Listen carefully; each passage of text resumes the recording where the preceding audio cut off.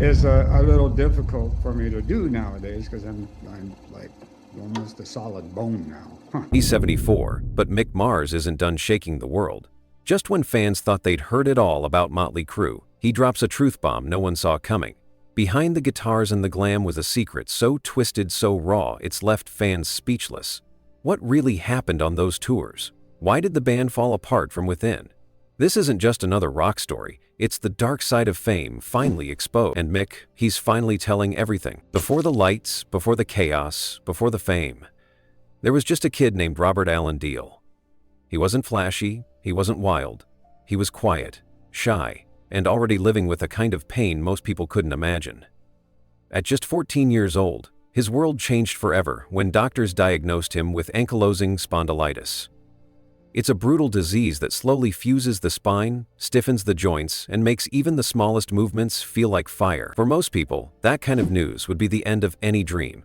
But for Robert, it became fuel. He picked up a guitar and found something nothing else could give him: freedom. Every note he played helped him escape his broken body, if only for a few minutes. While other kids played football or partied, he was locked in his room, hunched over a guitar, learning how to scream through the strings. His back hurt, his body ached, but the music gave him something to hold on to. His sound wasn't perfect. It was raw, loud, gritty, and it was honest. In time, Robert Allen Deal transformed into Mick Mars. He wasn't just changing his name, he was creating a new identity, one that didn't ask for sympathy or talk about the pain. He didn't need pity, he needed volume. So when he put out an ad looking for musicians and met Nikki Sixx, Tommy Lee, and Vince Neil, everything changed. Together they created Mötley Crüe, a band so loud, so wild, and so explosive, it would come to define the 1980s rock scene. But while the other guys chased girls, drugs, and headlines, Mick stayed in the shadows, letting his guitar do the talking. From the outside, he looked like the cool, quiet one. But behind those dark sunglasses was a man fighting through agony every single day. Every tour, every performance, was a test of endurance. Standing on stage with a guitar strapped around his neck felt like torture. His spine was slowly turning to bone, locking him in place, robbing him of movement and sleep. But he never complained. He never stopped. While the rest of the band trashed hotel rooms, Mick was backstage stretching, trying to loosen his body enough to survive another show. The truth is, Mick Mars was the engine underneath the chaos, the one holding it all together while everything around him spun out of control.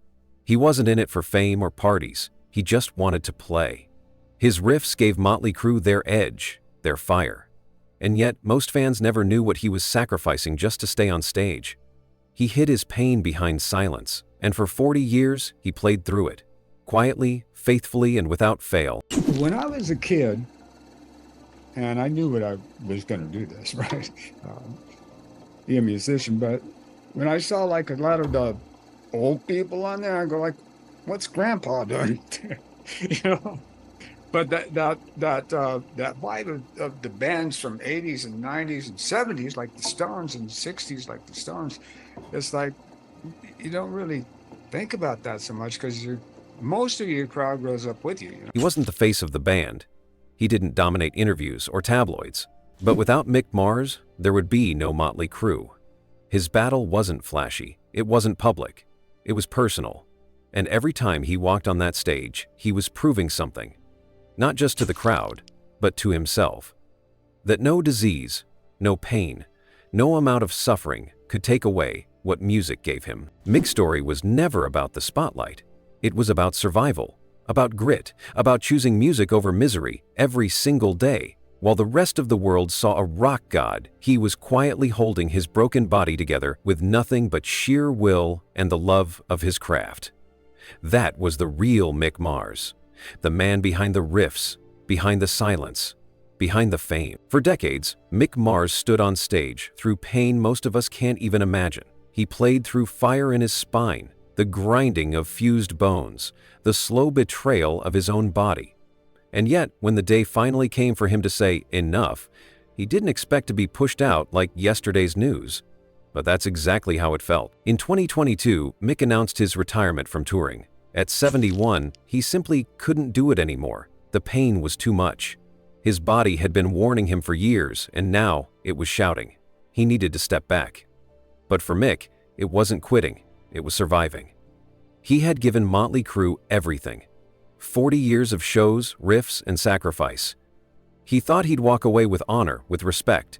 Instead, what he got felt cold, fast, and calculated. Not long after his retirement, the band released a statement. It was polished, polite, and brief. They thanked him, announced John 5 as the new guitarist, and that was it. Just like that, Mick was gone from the stage and from the picture. There was no big farewell, no tribute, just a quiet exit and a replacement already waiting in the wings.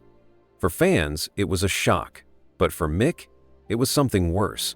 It felt like betrayal. What fans didn't know was that beneath the surface, things had been boiling for a while, and Mick's retirement wasn't just a decision made in peace. It was the start of a war. By 2023, news broke that stunned the rock world. Mick Mars was suing his former bandmates. He accused them of forcing him out, cutting him from profits, and trying to erase his stake in the very band he helped build. The lawsuit wasn't some publicity stunt, it was personal. In the legal documents, Mick laid it all out. He claimed that Nikki Sixx, Tommy Lee, and Vince Neil had been planning his exit long before the retirement went public. He said they tried to force him to sell his 25% share of the band for far less than it was worth. And not just that, they allegedly told him he was no longer fit to make business decisions for the group. Mick wasn't just upset about the money. This was about decades of blood, sweat, and riffs. He'd stood by that band through everything. The drugs, the arrests, the scandals, the pain. He never bailed. He never broke. And now, they were trying to treat him like a disposable part. It cut deep, but the lawsuit didn't stop there. Mick also dropped bombshells about the band's live shows. He claimed that Nikki wasn't even playing bass live during many performances, just miming to backing tracks. He said the same about Vince's vocals and even Tommy's drumming. Basically, fans were paying to watch a show that wasn't always live. And, coming from Mick, the guy who played through agony to give fans the real thing? This revelation hit like a punch to the gut. Fans were stunned. This was Mötley Crüe, the wild, raw, no-holds-barred kings of chaos. They were supposed to be real, not running a polished illusion.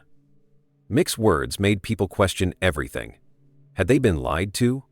Was the music just smoke and mirrors? And if Mick was telling the truth, what else had been hidden? The band responded quickly, trying to do damage control. They said Mick's health had declined too far for him to keep up. They claimed they had no choice but to move on. But their tone only made things worse. To some fans, it sounded dismissive, even cruel. Mick wasn't just some backup guitarist, he was the foundation of their sound. Without him, the band never would have existed. And yet here they were, treating him like dead weight. Behind closed doors, the situation got uglier. Mick said decisions were being made behind his back. Business deals, profit splits, branding. He was being left out. And this wasn't just recent. It had been going on for years. Slowly, he felt himself being edged out of the band he'd helped create. What hurt the most wasn't just the betrayal. It was the silence. People he once called brothers were now treating him like a problem. After all those years of loyalty, they couldn't even talk to him man to man. It was lawyers, PR teams, legal letters. No one called to say, "Hey Mick, how are you holding up?" He was being erased. But Mick didn't fold. He didn't yell into cameras or trash anyone in interviews. Instead, he let the facts speak. The documents, the details, the truth. And while the lawsuit played out in the courts, Mick got back to what he loved most, music. He started working on his solo album, The Other Side of Mars. It wasn't just a project, it was a lifeline. Finally, he had space to create without chaos, no band drama, no forced image. Just raw, honest music from a man who had given everything and lost a lot. Mick poured his pain, his frustration, and his heart into every note. The album wasn't a farewell, it was a rebirth.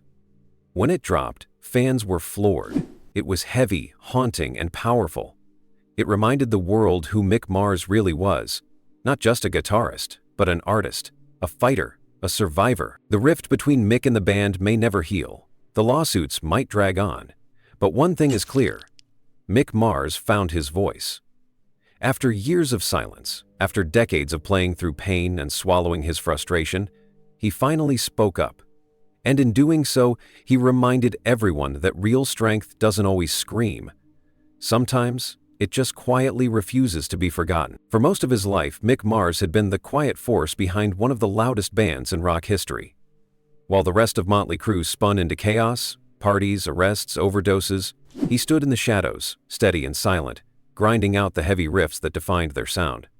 But when the band turned its back on him, when the lawsuits started flying, and the spotlight faded, Mick was left with something he hadn't had in decades: freedom. And that freedom would lead to the rebirth of a man the world thought it knew. It started in the silence.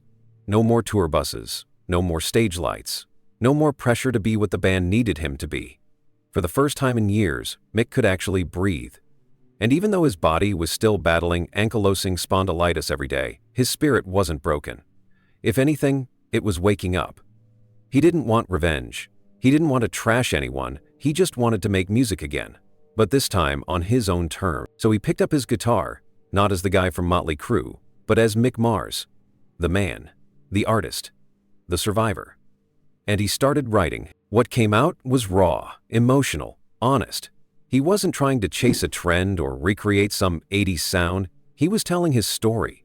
Decades of pain, betrayal, isolation, and love for music, all wrapped into one project.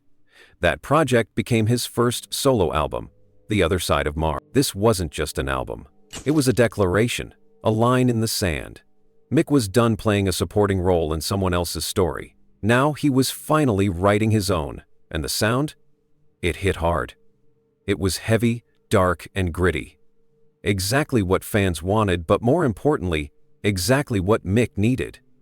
It was therapeutic, a way to process everything that had happened without bitterness, without yelling, just pure expression. Every track had a heartbeat. Songs like Loyal to the Lie and Killing Breed weren't just good. They were confessions. You could hear the years in his voice, in his playing. The riffs weren't just aggressive, they were alive, haunted, purposeful. This was a man unloading a lifetime of emotion, not with words, but with notes. And it worked. Fans who had followed Mick since the early days were blown away. Critics who once overlooked him were finally paying attention. But Mick didn't stop at just putting out an album. He wanted to reconnect with the fans who'd been there all along. So, even with his health issues, he made the decision to play again. Not massive stadium tours, not over-the-top stage sets, just intimate shows. Real music, real connection. And people showed up, not just because it was Mick Mars, the legend, but because they knew they were witnessing something rare. An artist pouring his soul into every chord with nothing to hide. Those shows were emotional. Fans cried. Mick cried. It wasn't about perfection, it was about honesty. Every riff was a reminder of who he was, and more importantly, of who he still is.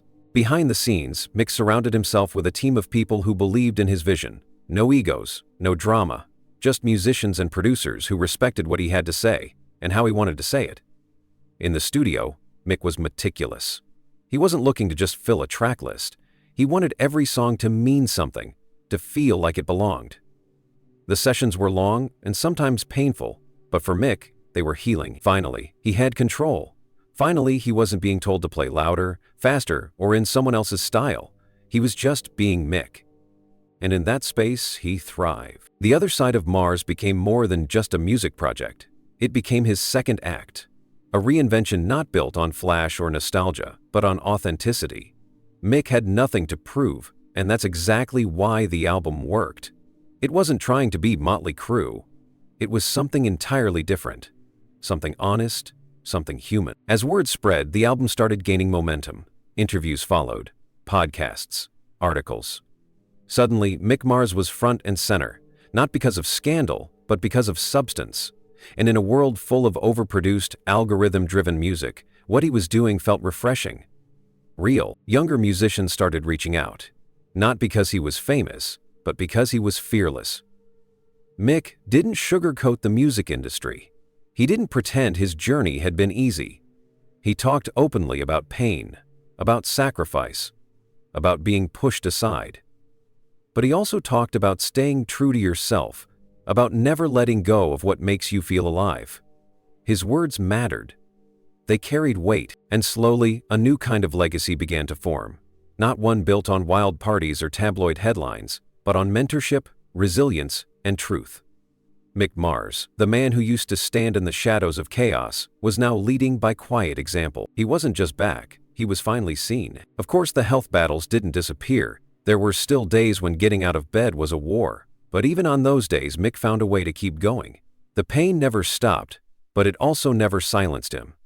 His guitar was still his voice, and through it, he kept telling his story. As fans listened to The Other Side of Mars, they weren't just hearing a new album. They were hearing a man reclaim his life. The music felt like freedom, like defiance, like a whisper that had finally become a roar. Mick Mars didn't need a stadium to make his presence known. He didn't need a platinum plaque or another hit on the charts. He just needed a guitar, a vision, and the guts to keep going. And with that, he gave the world something that will outlive any lawsuit, any betrayal, any band drama. He gave the world the real him, and maybe, just maybe, that's what he always wanted. For decades, Mick Mars stood quietly in the background while Mötley Crüe stormed through headlines, chaos, and fame. He wasn't the loud one, or the wild one, or the guy grabbing attention at every turn. He was the steady hand, the bone-deep soul behind the band's sound. But when everything came crashing down, when the lawsuits started flying and the spotlight shifted, Mick realized something important. If he didn't tell his truth now, no one would, and that's when everything changed. This wasn't about revenge. Mick never seemed like the kind of guy who wanted payback. But it was about clarity. It was about finally standing up after years of physical pain and emotional silence and saying, here's what really happened. Because for too long, the image of the band, of brotherhood, of unity, had been a front, and behind that front, things were much messier, darker, and more heartbreaking than fans ever saw. The public always saw Mötley Crüe as this machine, loud, reckless, unstoppable, but behind the noise, Mick was hurting. Not just from his disease, which kept getting worse as the years passed, but from the emotional weight of feeling left behind.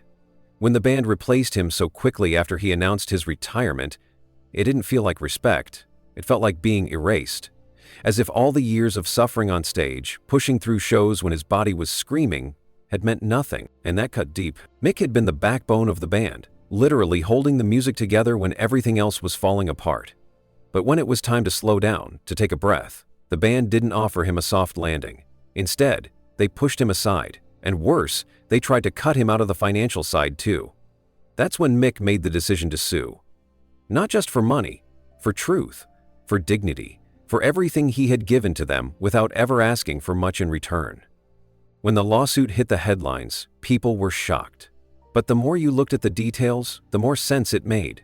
Mick wasn't making wild accusations, he was pointing out things fans had quietly suspected for years, that the band was using backing tracks, that performances weren't as live as they seemed, that the magic wasn't always real. And coming from Mick, who had always been the most private, most respectful member of the group, it felt powerful. He wasn't out to destroy, he was out to reveal. This was a man who had been through hell physically, battling a disease that left his spine twisted and rigid, but he never let that stop him. While others in the band went to rehab, overdosed, got arrested, or made headlines for chaos, Mick just kept playing. Through pain, through surgeries, through exhaustion, he never asked for pity. He just wanted to create music. And now, finally, he was creating something for himself. His solo album, The Other Side of Mars, wasn't just music. It was a declaration. Every riff, every lyric, every scream of the guitar was telling a story. His story. The one he'd been carrying for years while the world talked about everyone else. It was his way of saying, I'm still here, and I still matter. What made it even more meaningful was how honest the music felt. It wasn't overproduced or polished to death. It was gritty, raw, and personal. You could feel the years of pain in every track. But also, surprisingly, you could feel something else, freedom. This was Mick letting go of the chains, the pressure, the expectations. He wasn't chasing charts or fame. He was chasing something real, and he found it. Fans responded with love. They saw the man behind the curtain, the fighter who had never asked for credit but finally deserved every bit of it.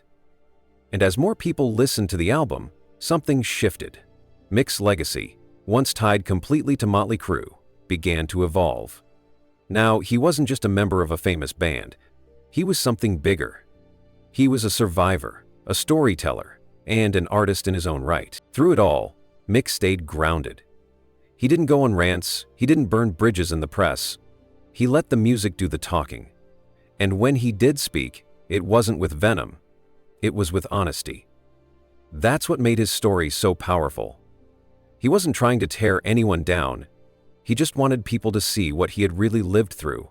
And for once, people were finally listening. He also started giving advice to younger musicians, quietly, without flash. He told them the truth, that the industry can chew you up, that fame can blind you, and that if you don't stay connected to your music, you'll lose yourself. Coming from someone who had lived through it all and still found his way back to the music, that advice meant something. And even though his health still limited what he could physically do, Mick found strength in his purpose. He began doing small shows again, not to prove he could still rock, but to reconnect, to feel the energy of a room, to remind people that real music comes from the heart, not the headlines. Fans cried at those shows. They weren't watching a rock star. They were watching a man who had fought through everything life could throw at him and was still standing. In the end, The Other Side of Mars wasn't just an album. It was a map of Mick's soul. It was what happened when a man refused to give up, when he chose art over anger, expression over silence. And it reminded everyone that true legacy isn't built on fame alone. It's built on truth, on pain, on the power to keep going. Mick Mars may not have screamed the loudest, but his voice, through his music, through his actions, echoed louder than ever. And with every note, he took back what was his, not just the respect of the fans, but his own story. Finally, his legacy was his again, and this time, no one could take it away.